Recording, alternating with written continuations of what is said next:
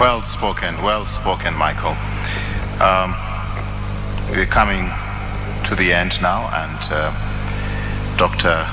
Odudu Barbara Magoha, may I request that you make your way up here for your final tribute.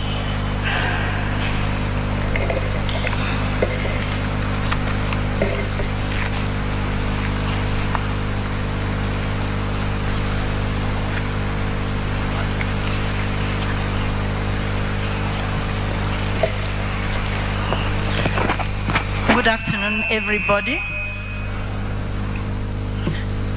Today, a vision of 1980 has finally come true.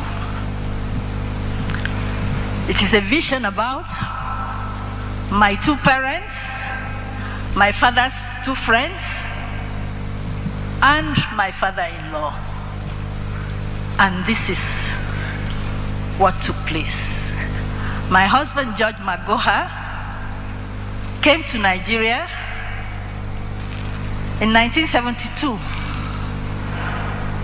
I had a scholarship the same year before finishing O-level to study medicine. My father disapproved of me applying for that scholarship. He told me I was blocking the poor. A few months after, my father passed on in 1973. I had to get that scholarship guaranteed by his friend. That's the number one friend he had. When my mom went there, the man said, I needed to see your daughter before I can guarantee the scholarship. When we went there with my mom, he took a look at me and said, and gave my mom a dressing down of the century. He said, this one will never come back to this country. Why do you want the government to imprison me? My mom went to the office crying, and a junior officer guaranteed. And he said, by the time she finishes, I would have retired or been dead, so they can't get me to repay this money. I never knew why I never traveled out of the country, because it was a full scholarship up to this day. Everybody knows that my husband was supposed to go to Zambia to do medicine, but at the last minute, he came to Lagos. We met, and after 1 month, as I said, he started telling people we are getting married. We settled that. Then I went to my mom and said, this is the man I want to marry. And my mom said, you give me some time. I'll talk to you. What happened was that my mom went and stayed fasting and praying for 3 days. And she said she was never going to leave the church until she had an answer. On the third night, my mom had a vision in 1980 that Judge Omore Magoha was destined to be a great man, and that he needed me, and she had to allow me to get married to him.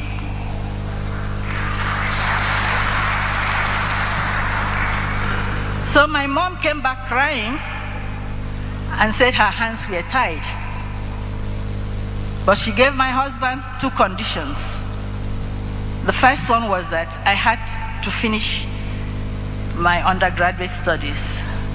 The second one was that if he married her daughter, he had to marry her too. And he asked me, what was that about? I said, it meant from now on, I've transferred responsibilities to you. You take care of my mom, you bury my mom if she goes before you.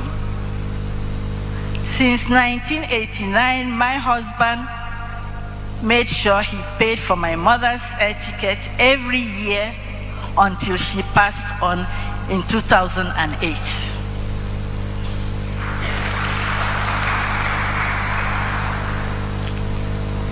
My mom became a spiritual godmother to my husband. And that is why when my mom passed on, my husband thought his life was over.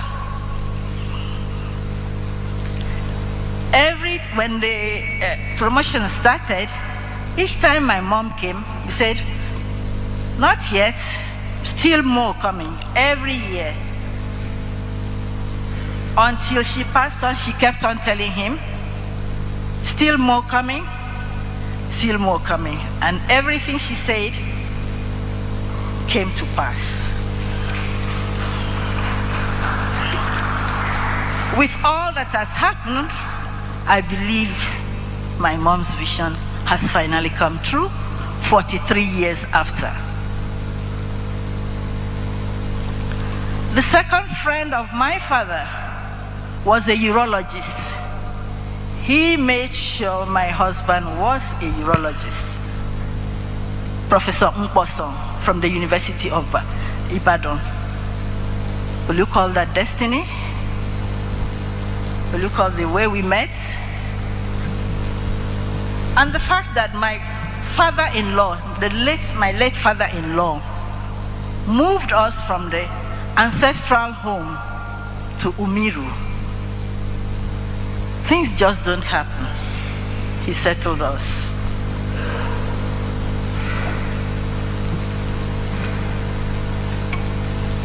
From then on, my husband's life has been on 3 pillars. His God that made him, Stare that molded him, and medicine. Everything of his, he did in medical precision.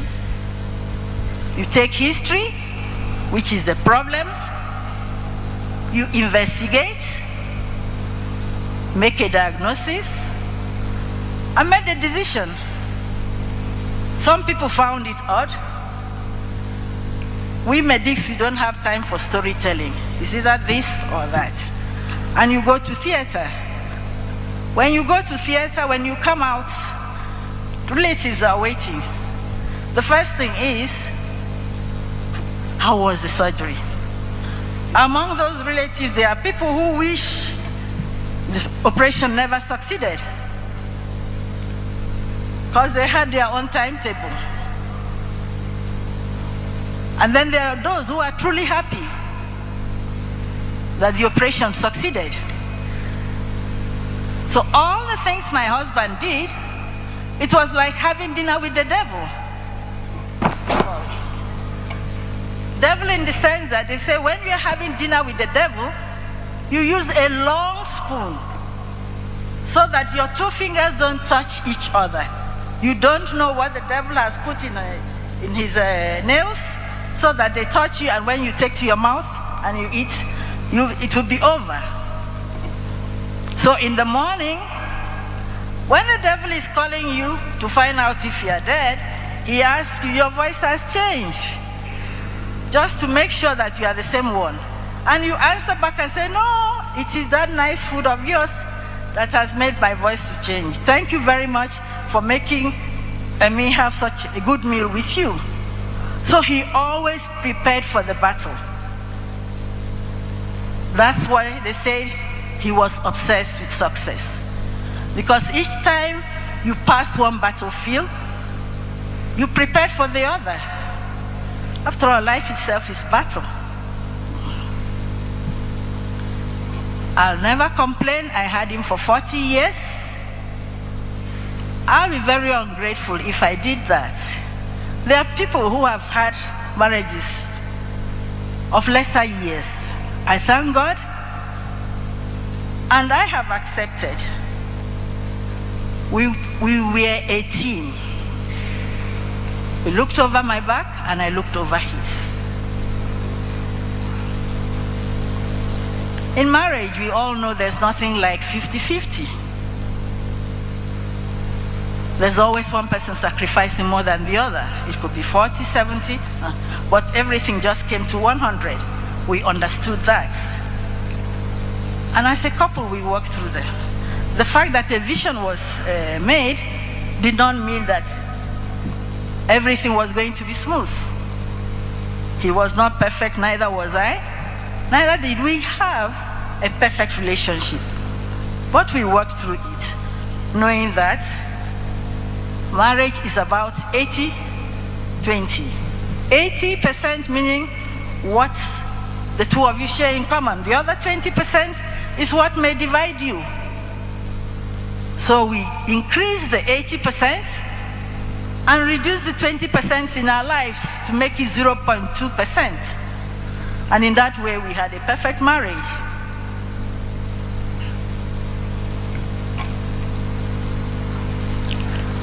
My husband did surgery up to the end.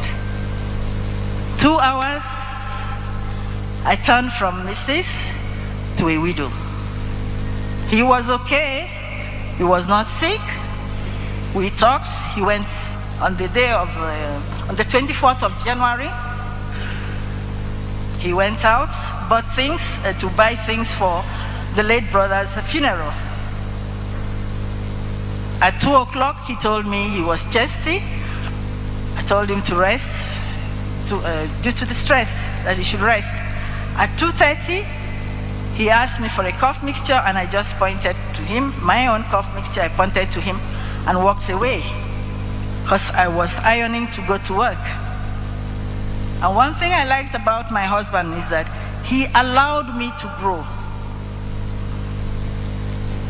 So my professional career was something of importance to him. So I ironed to go to work.